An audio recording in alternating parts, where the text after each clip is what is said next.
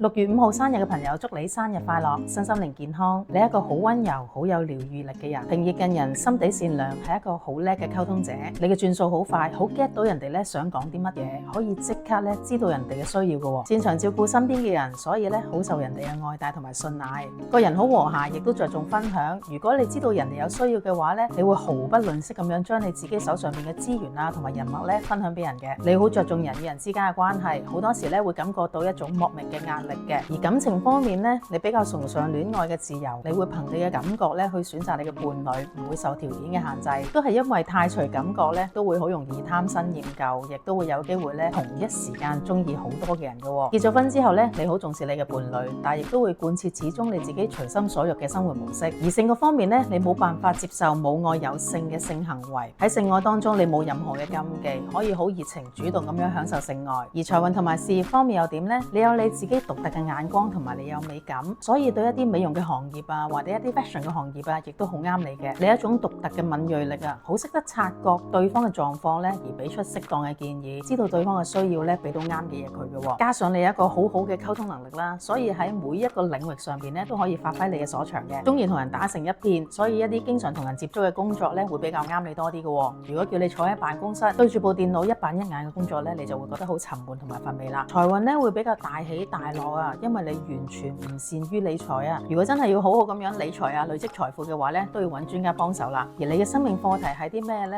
你嘅敏銳、覺察力、洞察力同埋你嘅溝通能力咧，其實好適合去了解一啲靈性同埋精神層面上面嘅世界嘅，因為你好識得攞一個信息，跟住之後幻化咗你自己想象中嘅影像，去講到俾人聽，表達到俾人聽，到底呢樣嘢係乜嘢嚟嘅。咁如果了解下精神世界嗰方面呢，可能可以更加幫助你了解到成個生命嘅意義㗎。